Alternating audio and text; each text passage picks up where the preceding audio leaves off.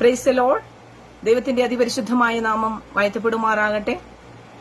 വീണ്ടും ഒരു പ്രാവശ്യം കൂടി കർത്താവിന്റെ മാറ്റമില്ലാത്ത വചനവുമായിട്ട് നമുക്ക് കടന്നു വരുവാൻ ദൈവം നമ്മെ സഹായിച്ചല്ലോ. പ്രത്യേകിച്ച് ഇന്ന് റോസ് ഫാമിലി ഫേസ്ബുക്ക് പേജിലൂടെ ദൈവത്തിന്റെ വചനം ചിന്തിക്കുവാൻ കർത്താവ് തരുന്ന മഹാഭാഗ്യത്തിനായി സ്തോത്രം ചെയ്യുന്നു. അതിലേക്ക് എന്നെ ക്ഷണിച്ച കർത്താവിന്റെ ദാസി സിസ്റ്റർ റോസ്ലിൻ ആൻഡ് കുടുംബത്തെ ഓർത്ത് ദൈവത്തെ സ്തുതിക്കുകയാണ്. റോസ്ലാൻഡിയെയും കുടുംബത്തെയും ദൈവം ധാരാളമായി അനുഗ്രഹിക്കട്ടെ. അതുപോലെ ആ ഫേസ്ബുക്ക് പേജിലുള്ള എല്ലാ അഡ്മിൻസിനെയും മെമ്പേഴ്സിനെയും എല്ലാം ഓർത്ത് ദൈവത്തെ സ്തുതിക്കുകയാണ്. വളരെ ആഗ്രഹത്തോടെ വളരെ തീഷ്ണതയോടെ ദൈവത്തിന്റെ വചനം കേൾക്കുന്ന ഒരു ഗ്രൂപ്പാണത്.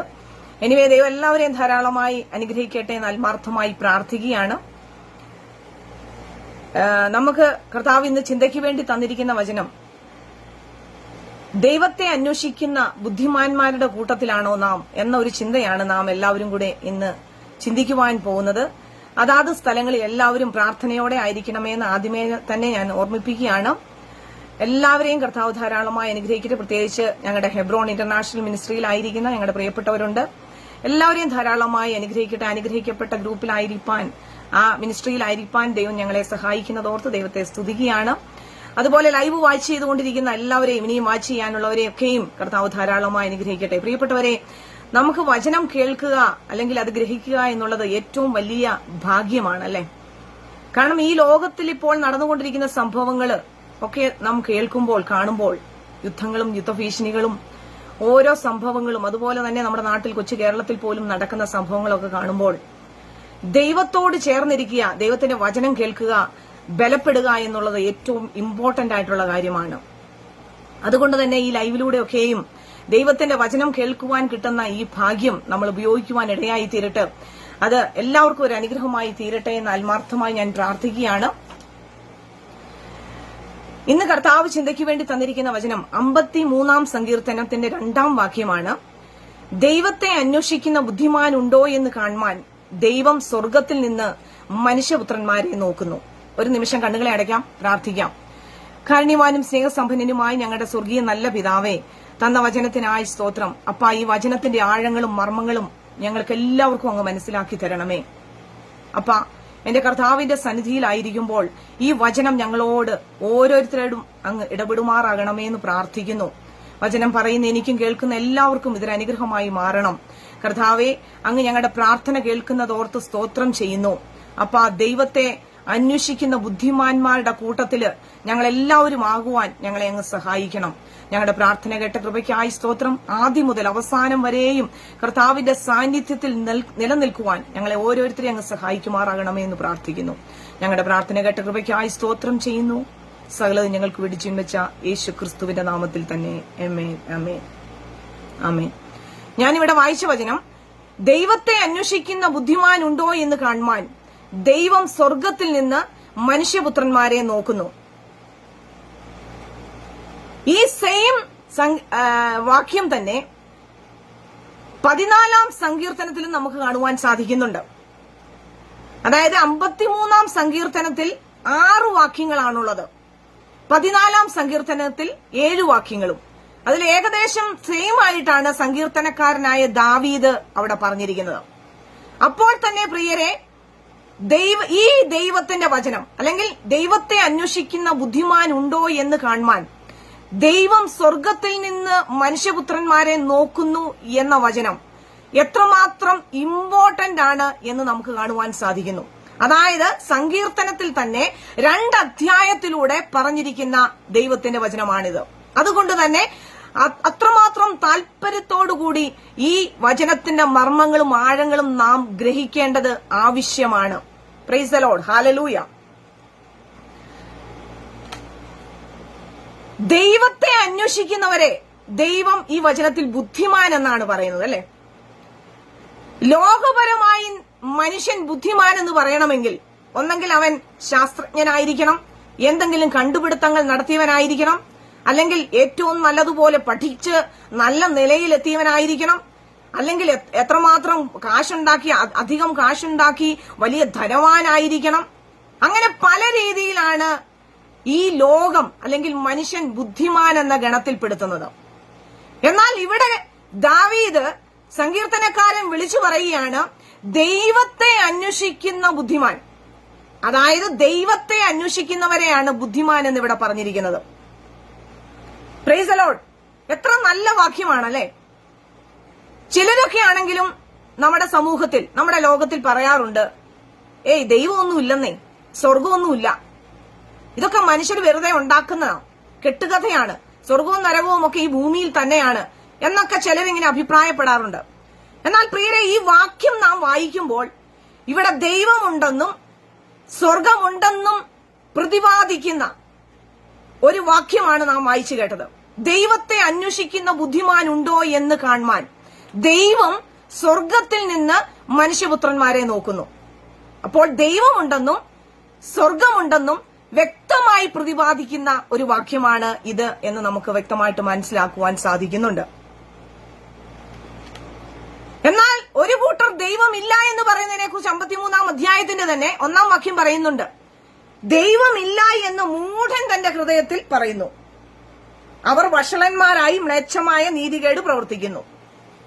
പ്രിയരെ, ദൈവമില്ല എന്ന് പറയുന്നവർ തീർച്ചയായിട്ടും അവർ ചെയ്യുന്ന മ്ലേച്ഛത്തരങ്ങളും വഷളത്തരങ്ങളും ചെയ്യുവാനുള്ള ഒരു ലൈസൻസ് ആയിട്ടാണ് ദൈവമില്ല എന്നവൻ പറയുന്നത്. അവനെ മൂഢൻ എന്നാണ് വചനം പറയുന്നത്. എന്നാൽ നാം എല്ലാവരും ദൈവത്തെ അന്വേഷിക്കുന്നവരുടെ കൂട്ടത്തിലായി മാറണമെന്ന് ദൈവം ആഗ്രഹിക്കുകയാണ്. അതായത് ദൈവത്തിന്റെ ഛായയിലും സാദൃശ്യത്തിലും സൃഷ്ടിക്കപ്പെട്ട മനുഷ്യർ എല്ലാവരും ദൈവത്തെ അന്വേഷിക്കണമെന്ന് കർത്താവ് ആഗ്രഹിക്കുകയാണ്. ഇന്ന് നാം ഈ വചനം കേൾക്കുമ്പോൾ നമ്മുടെ ഉള്ളത്തിലേക്ക് ആ ഒരു സത്യം കേറട്ടെ. ദൈവത്തെ നാം അന്വേഷിക്കണം. കാരണം മനുഷ്യരായ നമ്മെ സൃഷ്ടിച്ചത് ദൈവമാണ് എന്നുള്ള സത്യം മനസ്സിലാക്കുമ്പോൾ ആ ദൈവത്തെ നാം അന്വേഷിക്കേണ്ടത് ആവശ്യമാണ്. അല്ലെങ്കിൽ ദൈവം അങ്ങനെ ആഗ്രഹിക്കുന്നു എന്നുള്ള കാര്യം, ആ സത്യം നാം ഇന്ന് മനസ്സിലാക്കി തന്നെ പോകണം. അതുകൊണ്ടാണ് യേശയ്യാ പ്രവാചകന്റെ പുസ്തകം 55-ാം വാക്യത്തിന്റെ 6-ാം വാക്യം 55-ാം അധ്യായത്തിന്റെ 6-ാം വാക്യം പറയുന്നത്, യഹോവയെ കണ്ടെത്താകുന്ന സമയം അവനെ അന്വേഷിപ്പിൻ, അവൻ അടുത്തിരിക്കുന്നു, അവനെ വിളിച്ചപേക്ഷിപ്പിൻ. പ്രിയ ദൈവജനമേ, ദൈവം നമുക്കടുത്താണ്, അവൻ ദൂരെയെങ്ങുമല്ല. അതുകൊണ്ട് അവനെ കണ്ടെത്താകുന്ന സമയത്ത് തന്നെ അവനെ കണ്ടെത്തണം. Price the Lord, hallelujah. അതിന്റെ 7-ാം വാക്യം പറയുകയാണ്, ദുഷ്ടൻ തന്റെ വഴിയെയും നീതികെട്ടവൻ തന്റെ വിചാരങ്ങളെയും ഉപേക്ഷിച്ച് യഹോവയെങ്കിലേക്ക് തിരിയട്ടെ, അവൻ അവനോട് കരുണ കാണിക്കും.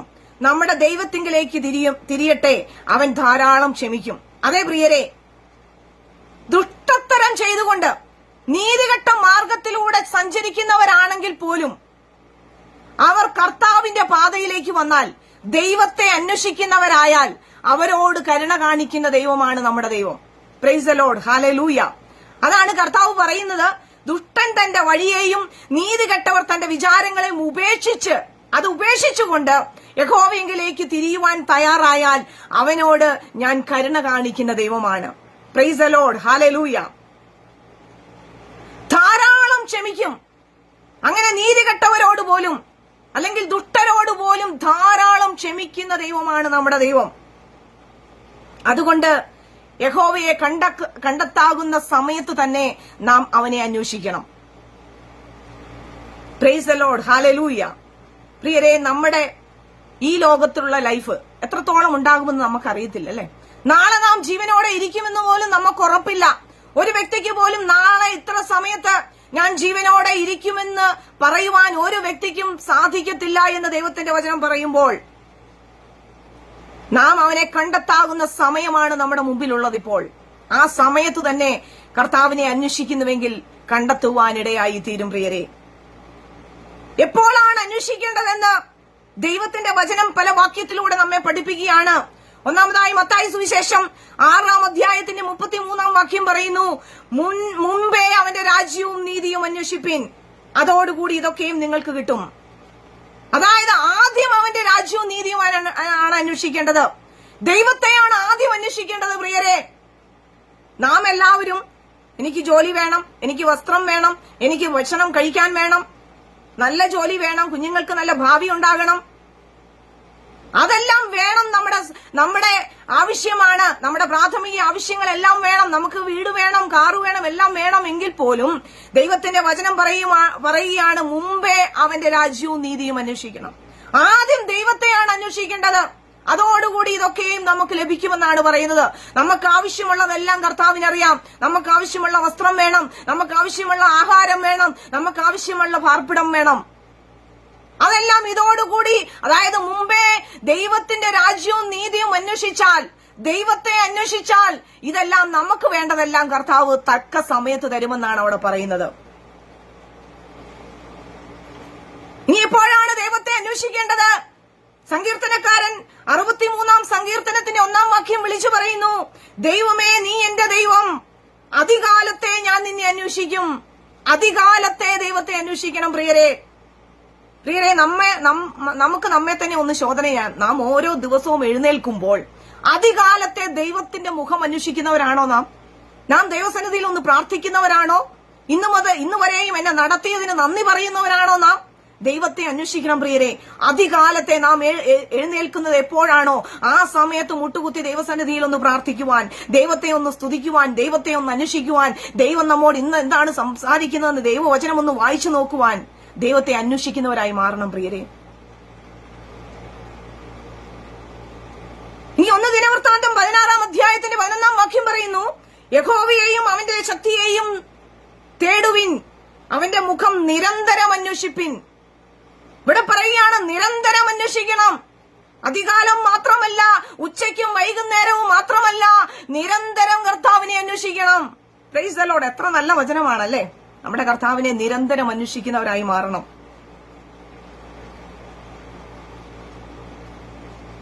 ഈ ദൈവത്തിലൂടെ നാം എന്തൊക്കെയാണ് അന്വേഷിക്കേണ്ടതെന്നും വചനം നമ്മെ പഠിപ്പിക്കുന്നുണ്ട്. എന്തൊക്കെയാണ് നാം ദൈവത്തിലൂടെ അന്വേഷിക്കേണ്ടത്? 34-ാം സങ്കീർത്തനത്തിന്റെ 14-ാം വാക്യം പറയുന്നു, ദോഷം വിട്ടകന്ന് ഗുണം ചെയ്യുക, സമാധാനം അന്വേഷിച്ചു പിന്തുടരുക.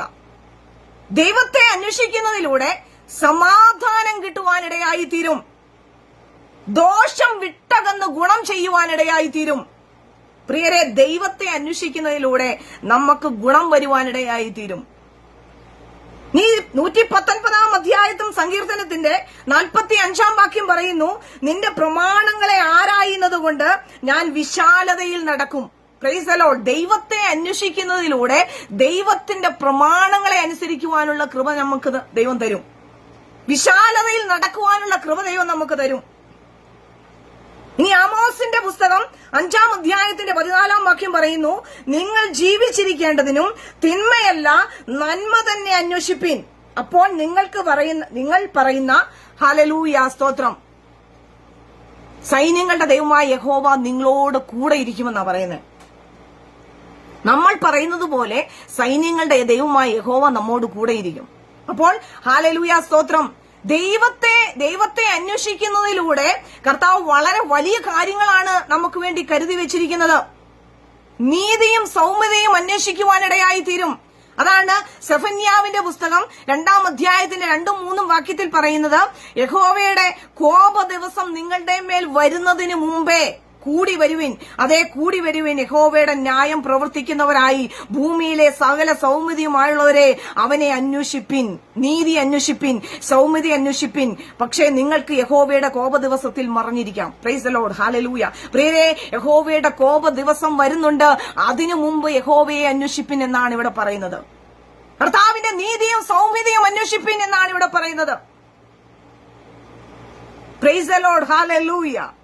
അതുപോലെ കൊലോസ്യ ലേഖനം 3-ാം അധ്യായത്തിന്റെ 1-ാം വാക്യം പറയുന്നു, ഉയരത്തിലുള്ളത് അന്വേഷിക്കുന്നു. ദൈവത്തെ അന്വേഷിക്കുന്നതോടുകൂടി ഉയരത്തിലുള്ളതാണ് നാം അന്വേഷിക്കുന്നത്.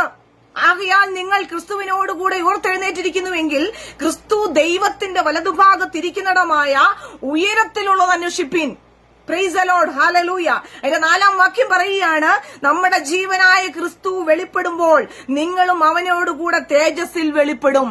അപ്പോൾ ഹല്ലേലൂയ, ദൈവത്തെ അന്വേഷിക്കുന്നത് എന്തിനാണ്? കർത്താവായ യേശു ക്രിസ്തു രണ്ടാമത് വരുമ്പോൾ തേജസ്സിൽ വെളിപ്പെടുമ്പോൾ നാമും തേജസ്സിൽ വെളിപ്പെടുവാൻ വേണ്ടിയാണ് ദൈവത്തെ അന്വേഷിക്കേണ്ടത്.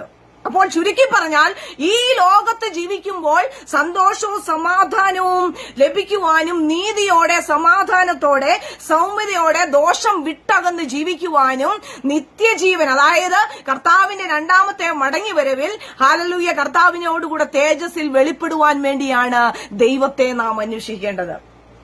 Praise the Lord. ഹല്ലേലൂയ. എത്ര വ്യക്തമായിട്ടാണ് ദൈവത്തിന്റെ വചനം നമ്മെ പഠിപ്പിക്കുന്നത് പ്രിയരെ. നാം ഇപ്പോൾ ഈ സമൂഹത്തിൽ ഈ ലോകത്തിൽ നോക്കുമ്പോൾ ദൈവത്തെ അന്വേഷിക്കുവാൻ ആർക്കും സമയമില്ലല്ലേ. എങ്ങനെയെങ്കിലും അങ്ങ് ജീവിക്കുക, കുടിക്കുക, തിന്നുക, ആനന്ദിക്കുക. ദൈവത്തിന്റെ വചനത്തിന്റെ ഭാഷയിൽ പറഞ്ഞാൽ ലൂക്കോസിന്റെ സുവിശേഷം 12-ാം അധ്യായം അതിന്റെ 16 മുതലുള്ള വചനം കർത്താവ് ഒരു ഉപമ പറയുന്നുണ്ട്. അതായത് ദൈവത്തെ അന്വേഷിക്കാതെ ഈ ലോകത്തിൽ തിന്നുക, കുടിക്കുക, ആനന്ദിക്കുക, നാളെ മരിക്കുമല്ലോ എന്നുള്ള ചിന്തയോടുകൂടി ജീവിക്കുന്നവർക്ക് വേണ്ടി കർത്താവ് തന്ന ഒരു ഉപമയാണ് ലൂക്കോസിന്റെ സുവിശേഷം 12-ാം അധ്യായത്തിൽ നമുക്ക് കാണുവാൻ സാധിക്കുന്നത്. അതിന്റെ 16 മുതലുള്ള തിരുവചനത്തിൽ ഇപ്രകാരമാണ് വായിക്കുന്നത്. ഒരു ഉപമയും അവരോട് പറഞ്ഞത്, ധനവാനായ ഒരു മനുഷ്യന്റെ ഭൂമി നന്നായി വിളഞ്ഞു. അപ്പോൾ അവൻ, ഞാൻ എന്ത് ചെയ്യേണ്ടു, എന്റെ വിളവ് കൂട്ടിവെപ്പാൻ സ്ഥലം പോരാ എന്ന് ഉള്ളിൽ വിചാരിച്ചു. അവൻ ഒത്തിരിയും സമ്പാദ്യമുണ്ടാക്കി, അവന്റെ സമ്പാദ്യമെല്ലാം വെക്കുവാൻ അവന് സ്ഥലം പോരാ എന്ന് അവന്റെ ഉള്ളിൽ വിചാരിച്ചു. പിന്നെ അവൻ പറഞ്ഞത്, ഞാൻ ഇത് ചെയ്യും, എന്റെ കളപ്പുരകളെ പൊളിച്ച് അധികം വലിയത് പണിയും. അവന് ചെറിയ കളപ്പുരയായിരുന്നു, എന്നാൽ അതിൽ കൂടുതൽ വലുതായിട്ട് അവൻ പണിയും, എല്ലാം അതിൽ കൂട്ടിവെക്കും. എന്നിട്ട് അവനോട് തന്നെ പറയുകയാണ്, നിനക്കേറിയ ആണ്ടുകൾക്ക് മതിയായ അനവധി വസ്തുവക സ്വരൂപിച്ചു വെച്ചിരിക്കുന്നു. ആസ്വദിക്കുക, തിന്നുക, കുടിക്കുക, ആനന്ദിക്കുക എന്ന് പറയും. അവനോട് തന്നെ പറയുമെന്ന് പറയുക. അപ്പോൾ ദൈവം അവനോട് പറയുന്ന ഒരു വചനമാണ് അടുത്തത്. അവനോട്, മൂഢ, ഈ രാത്രിയിൽ നിന്റെ പ്രാണനെ നിന്നോട് ചോദിക്കും, പിന്നെ നീ ഒരുക്കി വെച്ചത് ആർക്കാകും എന്ന് പറഞ്ഞു. ദൈവവിഷയമായി സമ്പന്നരാകാതെ തനിക്ക് തന്നെ നിക്ഷേപിക്കുന്നവന്റെ കാര്യം ഇങ്ങനെയാകുന്നു എന്നാ പറയുന്നത്. അതേ പ്രിയരെ, ദൈവത്തെ അന്വേഷിക്കാതെ, ദൈവഭയമില്ലാതെ ഈ ലോകത്തിൽ നാം എന്തെല്ലാം സ്വരൂപിച്ചു വെച്ചാലും ഒരു ദിവസം ഇതെല്ലാം ഇട്ടേച്ചു പോകേണ്ടതാ. കർത്താവിന്റെ വചനം പറയുന്നു, മനുഷ്യന് ഉറച്ചു നിന്നാൽ ഒരു ശ്വാസം അത്രേ. അവന്റെ ആയുസ് എന്ന് പറഞ്ഞത് 70 ഏറിയാൽ 80 എന്നാ. ഇന്ന് ഇപ്പൊ 80 70 വരെയൊന്നും ആൾക്കാർ പോകുന്നില്ല. എന്നാൽ നാളെ എന്ത് സംഭവിക്കുമെന്ന് നമുക്ക് ഓരോരുത്തർക്കും അറിയാൻ പറ്റാത്ത ഈ സാഹചര്യത്തിൽ നാം എന്തെല്ലാം കൂട്ടിവെച്ചാലും ദൈവത്തെ അറിയുന്നില്ലെങ്കിൽ, ദൈവത്തെ അന്വേഷിക്കുന്നില്ലെങ്കിൽ എന്താണ് പ്രിയപ്പെട്ടവരെ പ്രയോജനം എന്നാണ് ഇവിടെ ചോദിക്കുന്നത് കർത്താവ്. അപ്പോൾ നാം ഈ ലോകത്തിൽ എന്തെല്ലാം കൂട്ടിവെച്ചാലും അതൊന്നും നാം അനുഭവിക്കുന്നില്ല എന്ന് മാത്രമല്ല, നമുക്ക് കിട്ടേണ്ട നിത്യജീവൻ നഷ്ടപ്പെടുത്തുകയും ചെയ്യുകയാണ് എന്നുള്ള കാര്യം നാം അറിയാതെ പോകരുത്. എന്നാൽ ദൈവത്തെ അന്വേഷിക്കുന്ന ഏതൊരു വ്യക്തിക്കും ദൈവത്തെ കാണുവാൻ സാധിക്കും. അത് ദൈവവചനത്തിന്റെ പ്രമാണമാണ്, ദൈവത്തിന്റെ പ്രമാണമാണ്. Praise the Lord. ഹല്ലേലൂയ. ദൈവത്തെ അന്വേഷിക്കുവാൻ ഒരാൾ തയ്യാറായാൽ, എനിക്ക് ദൈവത്തെ കാണണം എന്ന് താല്പര്യത്തോടുകൂടി ആഗ്രഹിച്ചാൽ തീർച്ചയായിട്ടും ദൈവത്തെ കാണുവാൻ സാധിക്കുമെന്ന് ദൈവത്തിന്റെ വചനം നമ്മെ പഠിപ്പിക്കുകയാണ്. അത് ഉദാഹരണമായിട്ട് ഹല്ലേലൂയ പുതിയ നിയമത്തിൽ തന്നെ കർത്താവ് ഹല്ലേലൂയ കാണിക്കുന്ന ഒരു ഭാഗമുണ്ട്. ഹല്ലേലൂയ സക്കായി എന്ന ഒരു മനുഷ്യനെ കുറിച്ച് യേശു പറയുന്നുണ്ട്. ഹല്ലേലൂയ. ആ മനുഷ്യന്റെ ജീവിതത്തിലേക്ക് ആ മനുഷ്യൻ യേശുവിനെ അന്വേഷിച്ചപ്പോൾ യേശുവിനെ കണ്ടെത്തിയതായിട്ടും ആ മനുഷ്യന്റെ ഭവനത്തിലേക്ക് യേശു വന്നതായിട്ടും അവൻ യേശുവിനെ കൈക്കൊള്ളുന്നതായിട്ടും അവിടെ കാണുവാൻ സാധിക്കുന്നുണ്ട്. സക്കായി വളരെയധികം ബുദ്ധിമുട്ട് സഹിച്ചാണ് അവൻ യേശുവിനെ കാണുവാൻ ശ്രമിക്കുന്നത്, അല്ലെ? Price the Lord. ഹല്ലേലൂയ. ദൈവത്തെ അന്വേഷിക്കണമെന്നുള്ളൊരു ചിന്ത സക്കായിയുടെ ഹൃദയത്തിലേക്ക് കടന്നു വന്നു. കാരണം സക്കായി ഒരു സത്യാന്വേഷിയായിരുന്നു, അല്ലെ? കാരണം എന്നാന്ന് ചോദിച്ചാൽ, നാം ഓരോരുത്തരും ഇപ്പോൾ ഏതെങ്കിലും ഒരു മതത്തിന്റെ ഭാഗമായിട്ടിരിക്കുമ്പോൾ സത്യം എന്താണെന്ന് അറിഞ്ഞിട്ടല്ല നമ്മൾ ആ മതത്തിന്റെ ഭാഗമായിരിക്കുന്നത്.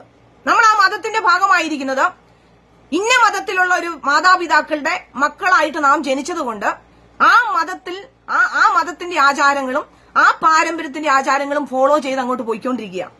സത്യം എന്താണെന്നോ സത്യം ഇതാണെന്നോ ഇത് സത്യമല്ലയോ എന്നോ മിഥ്യയാണോ സത്യമാണോ എന്നൊന്നും നമുക്ക് ആർക്കും അറിയത്തില്ല.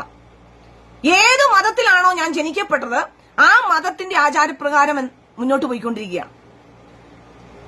അവിടെയാണ് സത്യം അന്വേഷിക്കേണ്ട ഒരു കടമ മനുഷ്യനുണ്ടെന്ന് പറയുന്നത്. അതായത് സക്കായി സത്യം അന്വേഷിച്ച് കണ്ടുപിടിച്ചു. ഇവിടെ ലൂക്കോസിന്റെ സുവിശേഷം 19 അധ്യായത്തിന്റെ 2 മുതൽ വാക്യം വായിക്കുമ്പോൾ, അവൻ ചുങ്കക്കാരിൽ പ്രമാണിയും ധനവാനുമായ സക്കായി എന്നു പേരുള്ള ഒരു പുരുഷൻ യേശു എങ്ങനെയുള്ളവൻ എന്ന് കാണുവാൻ ശ്രമിച്ചു. വളർച്ചയിൽ കുറിയവനാകൊണ്ട് പുരുഷാര നിമിത്തവും അവന് കഴിഞ്ഞില്ല. എന്നാറെ അവൻ മുന്നോട്ടോടി അവനെ കാണേണ്ടതിന് ഒരു കാട്ടത്തിമേൽ കയറി. യേശു ആ വഴിയായി വരികയായിരുന്നു. അവൻ ആ സ്ഥലത്തെത്തിയപ്പോൾ മേലോട്ട് നോക്കി, സക്കായിയെ വേഗം ഇറങ്ങി വാ, ഞാൻ ഇന്ന് നിന്റെ വീട്ടിൽ പാർക്കേണ്ടതാകുന്നു എന്ന് അവനോട് പറഞ്ഞു. അവൻ ബന്ധപ്പെട്ടിറങ്ങി സന്തോഷത്തോടെ അവനെ കൈക്കൊണ്ടു. അപ്പം ഈ സക്കായിയെ സംബന്ധിച്ച് അവൻ ചുങ്കക്കാരിൽ ഒരു പ്രമാണിയായിരുന്നു, അവൻ ധനവാനുമായിരുന്നു. നമ്മുടെ സമൂഹത്തില് ഞാൻ പലരോടും ഇങ്ങനെ നാട്ടിലൊക്കെ ചെല്ലുമ്പോഴും ഇവിടെയൊക്കെ ആണെങ്കിലും ഞാൻ പലരോട് സുവിശേഷമൊക്കെ പറയാൻ ചെല്ലുമ്പോൾ അവരുടെ ഓരോ സംസാരത്തിൽ നിന്ന് എനിക്ക് ഫീൽ ചെയ്തിട്ടുള്ളത്, എനിക്കിഷ്ടം മാതിരി ധനമുണ്ട്, എനിക്ക് ഒന്നിനും ഒരു കുറവുമില്ല, അതുകൊണ്ട് ഞാൻ ദൈവത്തെ അന്വേഷിക്കേണ്ട ആവശ്യം എന്താ, ഞാൻ വചനം അനുസരിക്കേണ്ട ആവശ്യം എന്താ എന്നൊക്കെ ഈ ഇൻഡയറക്റ്റ് ആയിട്ട് സംസാരിക്കുന്നത് ഞാൻ കേട്ടിട്ടുണ്ട്. എന്നാൽ പ്രിയരെ, ഇവിടെ സക്കായി എന്ന് പറയുന്നത് അവൻ അവിടുത്തെ ഒരു പ്രമാണിയായിരുന്നു, ധനവാനായിരുന്നു മനുഷ്യനാണ്. പ്രത്യേകം പറയുകയാണ്, അവന് ദൈവത്തെ അന്വേഷിക്കേണ്ട ഒരു ആവശ്യമില്ലല്ലേ. അവന് ഇഷ്ടംപടി കാശ് അവന്റെ കയ്യിലുണ്ട്, എന്നാൽ അവൻ ദൈവത്തെ അന്വേഷിക്കേണ്ട ഒരു ആവശ്യവുമില്ല. എന്നാൽ അവൻ യേശുവിനെ കാണുവാൻ ശ്രമിച്ചു.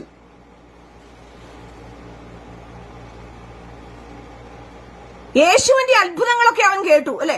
യേശു വലിയ അത്ഭുതങ്ങൾ ചെയ്യുന്നു, യേശു ദൈവത്തിന്റെ പുത്രനായ യേശു വലിയ അത്ഭുതങ്ങൾ കാണിക്കുന്നു, വീര്യപ്രവൃത്തികൾ ചെയ്യുന്നു, ഭൂതങ്ങളെ പുറത്താക്കുന്നു, രോഗസൗഖ്യങ്ങൾ ചെയ്യുന്നു എന്നൊക്കെ അവൻ കേൾക്കുക മാത്രമേ ചെയ്തിട്ടുള്ളൂ.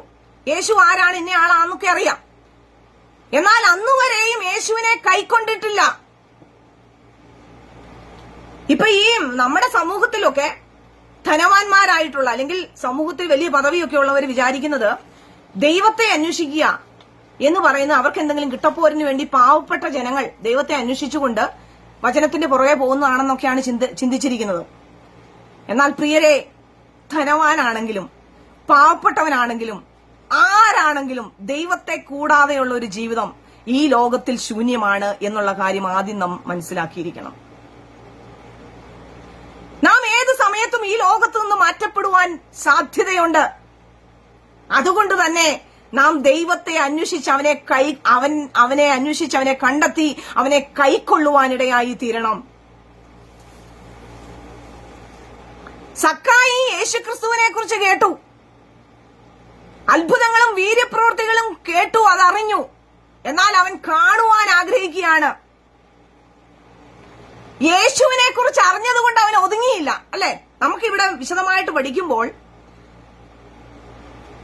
അവൻ യേശുവിനെ കേട്ടു, യേശു വീര്യപ്രവൃത്തികൾ ചെയ്യുന്നു, ദൈവത്തിന്റെ പുത്രനായ യേശുക്രിസ്തു ആണെന്നും അല്ലെങ്കിൽ യേശുവിനെ കുറിച്ചുള്ള അത്ഭുതങ്ങളും വീര്യപ്രവൃത്തികളും ഒക്കെ കേട്ടെങ്കിലും അതിൽ അവൻ ഒതുങ്ങിപ്പോയില്ല. അവൻ പേഴ്സണലായി വ്യക്തിപരമായി യേശുവിനെ അറിയുവാൻ ആഗ്രഹിച്ചു.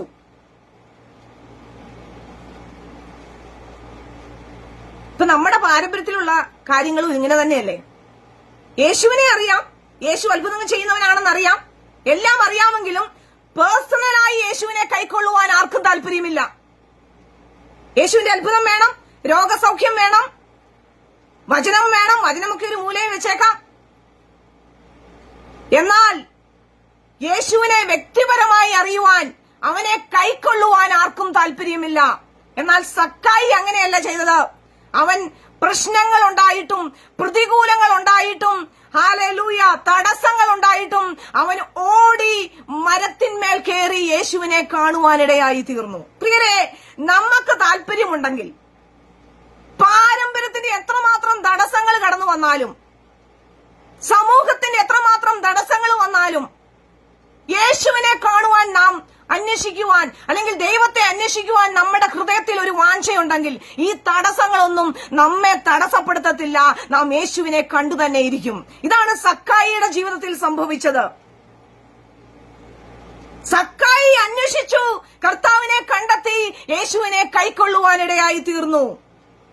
അതല്ലേ യോഹന്നാന്റെ സുവിശേഷം 1-ാം അധ്യായത്തിന്റെ 12-ാം വാക്യം പറയുന്നത്, അവനെ കൈക്കൊണ്ട് അവന്റെ നാമത്തിൽ വിശ്വസിക്കുന്ന ഏവർക്കും ദൈവമക്കളാകുവാൻ അവൻ അധികാരം കൊടുത്തു. ആ ദൈവമക്കൾ എന്ന പദവിയിലേക്ക് വരുവാൻ ഈ സമൂഹത്തിൽ താല്പര്യമുള്ളവർ യേശുവിനെ അന്വേഷിക്കുവാനിടയായി തീരണം.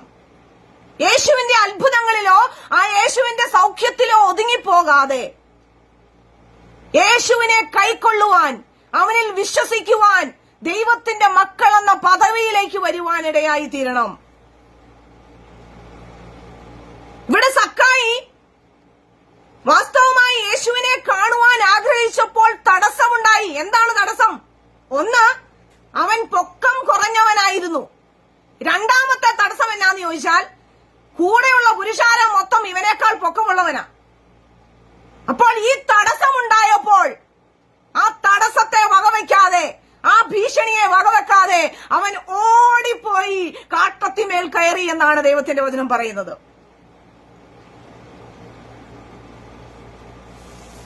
പ്രിയപ്പെട്ടവരെ, നമ്മുടെ സമൂഹത്തിൽ പാരമ്പര്യത്തിലായിരിക്കുന്നവർക്ക് ഇപ്പോഴും കർത്താവിനെ കാണുവാൻ സാധിക്കാത്തതിന്റെ പ്രധാനപ്പെട്ട റീസൺ, ഈ തടസ്സങ്ങളെ അതിജീവിക്കുവാൻ അവർക്ക് സാധിക്കുന്നില്ല.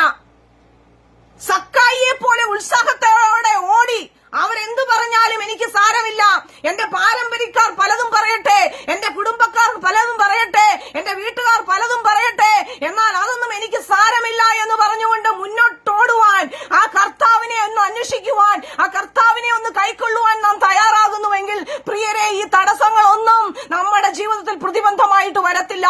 കർത്താവ് നമ്മുടെ ജീവിതത്തിലേക്ക് കടന്നു വരിക തന്നെ ചെയ്യും.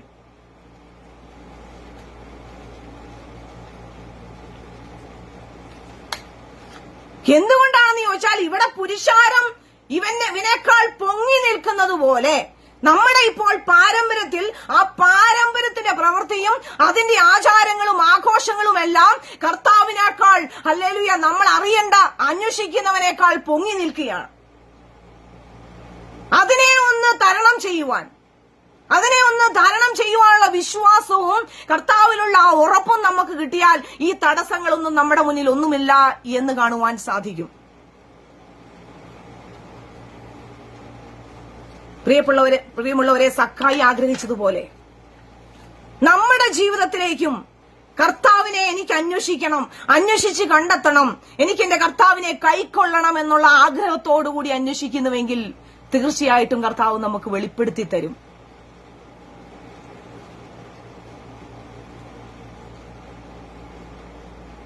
ഇനി ഒരു വ്യക്തി കർത്താവിനെ അന്വേഷിച്ച് കണ്ടെത്തിയാൽ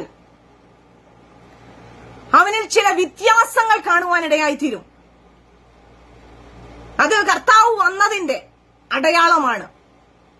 അതായത് കർത്താവിനെ അന്വേഷിച്ച് കണ്ടെത്തി അവന്റെ ഹൃദയത്തിലേക്ക്, അവന്റെ ഉള്ളത്തിലേക്ക് കർത്താവ് വന്നു കഴിയുമ്പോൾ പല അടയാളങ്ങളും അവനിൽ ഉണ്ടാകുവാനിടയായിത്തീരും. ഇവിടെ ഈ സക്കായി കർത്താവിനോട് പറയുകയാണ്, സക്കായി നിന്ന് കർത്താവിന്, അതിന്റെ 8-ാം വാക്യം, 19-ന്റെ ലൂക്കോസിന്റെ സുവിശേഷം 19-ാം അധ്യായത്തിന്റെ 8-ാം വാക്യം, സക്കായിയോ നിന്ന് കർത്താവിനോട്, കർത്താവെ, എന്റെ വസ്തുവകയിൽ പാതി ഞാൻ ദരിദ്രർക്ക് കൊടുക്കുന്നുണ്ട്, വല്ലതും ചതിവായി വാങ്ങിയിട്ടുണ്ടെങ്കിൽ 4 മടങ്ങ് മടക്കി കൊടുക്കുന്നു എന്ന് പറഞ്ഞു. ഇവിടെ കർത്താവ് സക്കായിയോട് പറഞ്ഞില്ല ഒന്നും. സക്കായി, നിന്റെ ഹൃദയത്തിൽ ഞാൻ വന്നല്ലോ, അതുകൊണ്ട് നിന്റെ സമ്പാദ്യത്തിന്റെ പകുതി നീ ദരിദ്രർക്ക് കൊടുക്കണം, അല്ലെങ്കിൽ ഇന്ന കാര്യങ്ങൾ ചെയ്യണം എന്നൊന്നും കർത്താവോട് പറയുന്നില്ല. എന്നാൽ ഒരു വ്യക്തിയുടെ ജീവിതത്തിലേക്ക് കർത്താവ് വന്നു കഴിഞ്ഞപ്പോൾ ഓട്ടോമാറ്റിക്കായിട്ട് അവന്റെ അവസ്ഥ മാറുകയാണ്. അവൻ പഴയ ആളല്ല, ഒരു പുതിയ വ്യക്തിയായിട്ട് അവൻ മാറുകയാണ്. അവൻ ചുങ്കക്കാരനായിരുന്നത് കൊണ്ട് പലരോടും പിടിച്ചു വാങ്ങിയത്, പലരോടും അവൻ കൂട്ടമായി എടുത്തു വാങ്ങിയതല്ല അവൻ തിരിച്ചു കൊടുക്കുവാൻ കർത്താവിനോട് ഹല്ലേലൂയ ഒരു തീരുമാനമെടുക്കുക. അതുകൊണ്ടാണ് ദൈവത്തിന്റെ വചനം നമ്മെ പഠിപ്പിക്കുന്ന, ഒരുത്തൻ ക്രിസ്തുവിലായാൽ അവൻ പുതിയ സൃഷ്ടിയാകുന്നു, പഴയത് കഴിഞ്ഞുപോയി, ഇതാ അത് പുതുതായി തീർന്നിരിക്കുന്നു എന്ന് ദൈവത്തിന്റെ വചനം നമ്മെ പഠിപ്പിക്കുന്നത്. അതേ പ്രിയരെ, സക്കായിയെ പോലെ ദൈവത്തെ അന്വേഷിച്ച് കണ്ടെത്തിയവരാണെങ്കിൽ നമ്മുടെ ജീവിതത്തിൽ ഒരു പുതുമയുണ്ടാകും. പഴയ ജീവിതമല്ല പിന്നെ നമുക്ക് നമ്മുടെ ജീവിതത്തിൽ ഉണ്ടാകുന്നത്. പുതിയൊരു ജീവിതം നമ്മുടെ ജീവിതത്തിൽ, നമ്മുടെ സ്വഭാവത്തിൽ, നമ്മുടെ സംസാരത്തിൽ, നമ്മുടെ പ്രവൃത്തിയില്, നമ്മുടെ ചിന്തകളില്, നമ്മുടെ കാഴ്ചപ്പാടുകളിലെല്ലാം അത് പ്രതിഫലിക്കുവാനിടയായിത്തീരും. ഇപ്പോൾ നമ്മുടെ സമൂഹത്തിൽ കാണുന്നത് എന്നാന്ന് ചോദിച്ചാൽ, രക്ഷിക്കപ്പെടുക, സ്നാനപ്പെടുക, യേശുവിലേക്ക് അടുക്കുക എന്ന് പറയുന്നത് കാര്യസാധ്യത്തിന് വേണ്ടിയാണ്. രോഗങ്ങൾ സൗഖ്യമാകണം, ഭൂതങ്ങളിൽ നിന്ന് വിടുവിക്കപ്പെടണം, നമ്മുടെ കുഞ്ഞുങ്ങളുടെ ഭാവി രക്ഷപ്പെടണം, ജോലി കിട്ടണം, അങ്ങനെ പല കാര്യങ്ങൾക്കും വേണ്ടിയാണ് ഹല്ലേലൂയ കർത്താവിലേക്ക് വരുന്നത്. എന്നാൽ കർത്താവിലേക്ക് വന്ന് ഈ കാര്യമെല്ലാം സാധിച്ചു കഴിയുമ്പോൾ ദൈവത്തെ ഉപേക്ഷിക്കുക. എന്നാൽ പ്രിയരെ, നാം അറിയേണ്ട വസ്തുത, രോഗങ്ങൾ സൗഖ്യമാകണം, ഭൂതങ്ങൾ പുറത്താകണം, സാത്താന്യ ബന്ധനങ്ങൾ അഴിയണം, നമുക്ക് കിട്ടേണ്ട അനുഗ്രഹങ്ങളെല്ലാം കിട്ടണം. എങ്കിൽ പോലും അതെല്ലാം ആവശ്യമാണെങ്കിൽ അത്യാവശ്യമായ ചിലതുണ്ട്. അതായത് ജീവന്റെ പുസ്തകത്തിൽ പേരെഴുതി കാണുന്നതാണ് അത്യാവശ്യമെന്ന് കർത്താവ് പറയുകയാണ്. ലൂക്കോസിന്റെ സുവിശേഷം 10-ാം അധ്യായത്തിന്റെ 20-ാം വാക്യം വിളിച്ചു പറയുന്നു, എങ്കിലും, അതായത് ശിഷ്യന്മാരെല്ലാം ഭൂതങ്ങളെയൊക്കെ പുറത്താക്കി, ഹല്ലേലൂയ, രോഗങ്ങളൊക്കെ സൗഖ്യമായി എന്നൊക്കെയും വലിയ ഗമയോടെ കർത്താവിന്റെ അടുത്ത് വന്ന് പറയുമ്പോൾ കർത്താവ് പറയുകയാണ്, എങ്കിലും ഭൂതങ്ങൾ നിങ്ങൾക്ക് കീഴടങ്ങുന്നതിലല്ല, നിങ്ങളുടെ പേർ സ്വർഗത്തിൽ എഴുതിയിരിക്കുന്നതിൽ അത്രേ സന്തോഷിപ്പിൻ. അതേ പ്രിയരെ, നമ്മുടെ ജീവിതത്തിൽ അത്ഭുതം നടക്കുന്നതിലല്ല, രോഗങ്ങൾ സൗഖ്യമാക്കുന്നതിലല്ല നാം സന്തോഷിക്കേണ്ടത്. നമ്മുടെ പേര് ജീവന്റെ പുസ്തകത്തിലുണ്ടോ? രക്ഷയുടെ പുസ്തകത്തിൽ നമ്മുടെ പേരുണ്ടോ? ജീവന്റെ പുസ്തകത്തിൽ പേരെഴുതി കാണാത്ത ഏവനെയും കത്തുന്ന തീപ്പൊയ്യിൽ തള്ളിയിടുമെന്ന് ഹല്ലേലൂയ വെളിപ്പാട് പുസ്തകം 20-ാം അധ്യായത്തിന്റെ 15-ാം വാക്യം പറയുന്നുവെങ്കിൽ, പ്രിയരെ, ഈ നാളുകളിൽ മറ്റുള്ള ഒന്നിനേക്കാൾ പ്രയോറിറ്റി കൊടുക്കേണ്ടത് നമ്മുടെ പേര് ജീവന്റെ പുസ്തകത്തിൽ എഴുതപ്പെടുന്നതിലാണ്.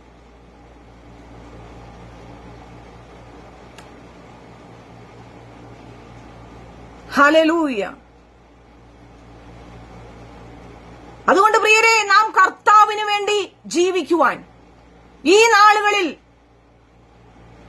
കർത്താവിന് വേണ്ടി ജീവിക്കുവാൻ, കർത്താവിനെ അനുഗമിക്കുവാൻ, ദൈവവചനത്തില് ഞാൻ പലപ്പോഴും ചിന്തിക്കാറുണ്ട്, ശിഷ്യന്മാരോടൊക്കെ, പത്രോസിനോടും അതുപോലെ മത്തായി, ലേവി എന്ന മത്തായിയോടും, അതുപോലെ തന്നെ ഇപ്പം ഇതുപോലെ ഇന്ന് നമ്മള് സക്കായിയൊക്കെ കർത്താവിനെ അനുഗമിക്കുവാൻ വേണ്ടി ഒരു നിമിഷം പോലും അവരെടുത്തില്ലല്ലേ. പെട്ടെന്ന് തന്നെ തനിക്കുള്ളതെല്ലാം സകലവും വിട്ട് അനുഗമിച്ചു എന്നാ പറയുന്നത്. അപ്പോൾ അവരുടെയൊക്കെ ആ തീഷ്ണത എത്ര അധികമായിരുന്നു എന്ന് നമുക്ക് കാണുവാൻ സാധിക്കുന്നുണ്ട് അല്ലെ. എന്നാൽ ദൈവത്തെ അന്വേഷിക്കുന്ന ഒരു വ്യക്തി യഥാർത്ഥമായി അന്വേഷിച്ച് കണ്ടെത്തിയതാണെങ്കിൽ ഒരു നിധിയെപ്പോലെ അത് കാത്തു സൂക്ഷിക്കുവാനിടയായി തീരും. പലപ്പോഴും എനിക്ക് തോന്നിയിട്ടുണ്ട്, എന്തുകൊണ്ടാണ് ദൈവത്തെ അറിഞ്ഞവർ പലപ്പോഴും പിന്മാറിപ്പോകുന്നത്, അവര് ആ വിശ്വാസത്തെ കാത്തു സൂക്ഷിക്കുവാൻ സാധിക്കാത്തത് എന്താണെന്നൊക്കെ എനിക്ക് ഭാരം തോന്നിയിട്ടുണ്ട്. എന്നാൽ പ്രിയ ദൈവജനമേ, ദൈവത്തിന്റെ ആ വചനത്തിന്റെ ആഴം, അല്ലെങ്കിൽ കർത്താവിനോടുള്ള ആ സ്നേഹം, ആ കർത്താവ് നമ്മുടെ ഉള്ളിൽ വരുമ്പോൾ ആ ദൈവ സാന്നിധ്യം അനുഭവിക്കുന്നത് അത് വളരെ ആഴത്തിലുള്ളതാണെങ്കിൽ ഒരിക്കലും നാം പിന്മാറിപ്പോകത്തില്ല. കർത്താവിന്റെ വചനം പറയുന്നത് സകലവും വിട്ട് അനുഗമിക്കുവാനാണ്. മർക്കോസിന്റെ സുവിശേഷം 10-ാം അധ്യായത്തിന്റെ 29-ാം വാക്യം പറയുന്നു, അതിന് യേശു എന്റെ നിമിത്തം, സുവിശേഷം നിമിത്തവും എന്റെ നിമിത്തവും വീടോ സഹോദരന്മാരെയോ സഹോദരികളെയോ അമ്മയെയോ അപ്പനെയോ മക്കളെയോ നിലങ്ങളെയോ വിട്ടാൽ ഈ ലോകത്തിൽ തന്നെ ഉപദ്രവങ്ങളോടുകൂടെ 100 മടങ്ങ് വീടുകളെയും സഹോദരന്മാരെയും സഹോദരിമാരെയും അമ്മമാരെയും മക്കളെയും നിലങ്ങളെയും വരുവാനുള്ള ലോകത്തിൽ നിത്യജീവനെയും പ്രാപിക്കാത്തവർ ആരുമില്ല എന്ന് സത്യമായിട്ട് പറയുന്നു. അപ്പോൾ പ്രിയരെ, നാം എന്തെങ്കിലും സുവിശേഷത്തിന് വേണ്ടി, ദൈവത്തിന് വേണ്ടി, ദൈവരാജ്യത്തിന് വേണ്ടി എന്തെങ്കിലുമൊക്കെ നാം ഉപദ്രവം സഹിക്കേണ്ടി വന്നാൽ ഭാരപ്പെടേണ്ട ആവശ്യമില്ല, നാം പേടിക്കേണ്ട ആവശ്യമില്ല. കർത്താവ് 100 മടങ്ങ് തിരിച്ചു തരുവാൻ നമ്മുടെ കർത്താവ് സന്നദ്ധനാണ്. അതുകൊണ്ട് പ്രിയരെ, ഈ നല്ല കാലത്ത് നമുക്ക് ഹല്ലേലൂയ ആരോഗ്യമുള്ള സമയത്ത് നമുക്ക് ദൈവം ജീവനും സമ്പത്തും ആരോഗ്യവും ജോലിയും എല്ലാം തന്നിരിക്കുന്ന സമയത്ത് കർത്താവിനെ അന്വേഷിക്കുവാൻ ഇടയായി തീരണം.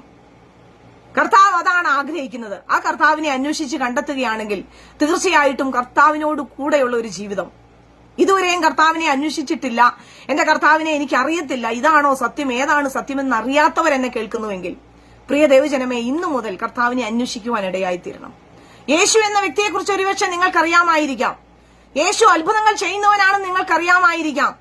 എന്നാൽ അതോടുകൂടി ഒതുങ്ങിപ്പോകാതെ സക്കായി കൈക്കൊണ്ടതുപോലെ എന്റെ ഹൃദയത്തിലേക്ക്, എന്റെ ഭവനത്തിലേക്ക് കർത്താവെ ഒന്ന് കടന്നു വരണമേ എന്ന് ആഗ്രഹിച്ചുകൊണ്ട് കർത്താവിനെ അന്വേഷിക്കുവാൻ ഇടയായി തീരണം.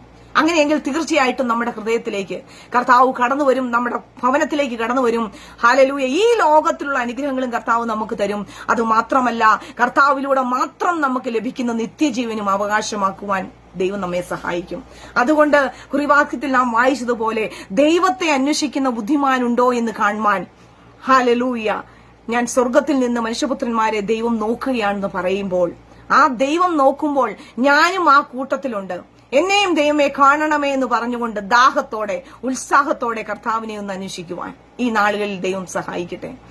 അന്വേഷിച്ച് കർത്താവ് കണ്ടെത്തുന്നുവെങ്കിൽ തീർച്ചയായിട്ടും അവസാനം വരെയും കർത്താവിനെ ഫോളോ ചെയ്തുകൊണ്ട് ആ നല്ല കർത്താവിനെ ഫോളോ ചെയ്തുകൊണ്ട് പോവുകയാണെങ്കിൽ തീർച്ചയായിട്ടും കർത്താവ് നമുക്ക് ഒരുക്കി വെച്ചിരിക്കുന്ന നിത്യജീവൻ തരുവാനിടയായി തീരും. ദൈവം ഈ വചനങ്ങളാൽ എല്ലാവരെയും അനുഗ്രഹിക്കുമാറാകട്ടെ. ഒരു നിമിഷം കണ്ണുകളെ അടയ്ക്കാം, പ്രാർത്ഥിക്കാം. കാരുണ്യവാനും സ്നേഹസമ്പന്നനുമായി ഞങ്ങളുടെ സ്വർഗീയ നല്ല പിതാവേ, തന്ന ഈ വചനങ്ങൾക്കായി സ്തോത്രം. അപ്പാ ഹല്ലേലൂയ, അങ്ങ് എത്രയോ നല്ലവനാണ്. അപ്പാ വചനം കർത്താവെ ജീവനുള്ളതും ചൈതന്യമുള്ളതും ഇരുതലവാളിനേക്കാൾ മൂർച്ചയുള്ളതുമാണ്. അപ്പാ ഹല്ലേലൂയ, ഈ വചനം പറയുന്ന എനിക്കും കേൾക്കുന്ന എല്ലാവർക്കും ഒരു അനുഗ്രഹമായി വെളിപ്പെടണം. കർത്താവെ, പല രാജ്യങ്ങളിലിരുന്ന് പല ദേശങ്ങളിലിരുന്ന് കർത്താവിന്റെ വചനം കേൾക്കുമ്പോൾ ഇതുവരെയും കർത്താവിനെ അന്വേഷിച്ച് കണ്ടെത്താത്തവരാരെങ്കിലും ഉണ്ടെങ്കിൽ ഈ ദിവസം തന്നെ നല്ല തീരുമാനമെടുത്ത് കർത്താവിനെ അന്വേഷിച്ച് കണ്ടെത്തുവാൻ അവരെ സഹായിക്കുമാറാകണമേ. കർത്താവെ ഹല്ലേലൂയ, കണ്ടെത്തിയവർ പലരും കർത്താവെ അങ്ങിൽ നിന്ന് അകന്നു പോയിട്ടുണ്ട്. കർത്താവെ, പല കാരണങ്ങളാൽ കർത്താവെ പാരമ്പര്യത്തെ പേടിച്ച്, ഹല്ലേലൂയ, സഭയെ പേടിച്ച്, ഹല്ലേലൂയ, ആചാരങ്ങളെ പേടിച്ച്, ഹല്ലേലൂയ, പലരും പുറകോട്ട് പിന്മാറി പോയിട്ടുണ്ടെങ്കിൽ കർത്താവെ ഈ ദിവസങ്ങളിൽ അവിടെ ഉള്ളത്തോടങ്ങ് ഇടപെടുമാറാകണം. പിന്മാറ്റക്കാർ മടങ്ങി വരുവാൻ സഹായിക്കണം. വിശ്വാസികൾ വിശ്വാസത്തിൽ ഉറയ്ക്കുവാൻ സഹായിക്കണം. പാപികൾ മാനസാന്തരപ്പെടുവാൻ അങ്ങ് സഹായിക്കണം. ദൈവത്തെ അന്വേഷിക്കുവാൻ എല്ലാവരെയും അങ്ങ് സഹായിക്കുമാറാകണമേ എന്ന് പ്രാർത്ഥിക്കുന്നു. കർത്താവെ, ഈ ഗ്രൂപ്പിനെ അങ്ങയുടെ കരങ്ങളിൽ ഞാൻ ഏൽപ്പിച്ചു പ്രാർത്ഥിക്കുന്നു. അനുഗ്രഹിക്കുമാറാകണം. എല്ലാ മെമ്പേഴ്സിനെ അനുഗ്രഹിക്കണം. കർത്താവെ, അങ്ങ് അനുഗ്രഹിക്കുന്ന ദൈവത്തിന്റെ സ്നേഹത്തെ ഓർത്തു സ്തോത്രം. ഞങ്ങളുടെ പ്രാർത്ഥന കേട്ട കൃപയ്ക്കായി സ്തോത്രം. സ്ഥലം ഞങ്ങൾക്ക് വേണ്ടി ജീവൻ വെച്ച യേശു ക്രിസ്തുവിന്റെ നാമത്തിൽ തന്നെ. ആമേൻ, ആമേൻ, ആമേൻ. ദൈവം എല്ലാവരെയും ധാരാളമായി അനുഗ്രഹിക്കുമാറാകട്ടെ. God bless you all.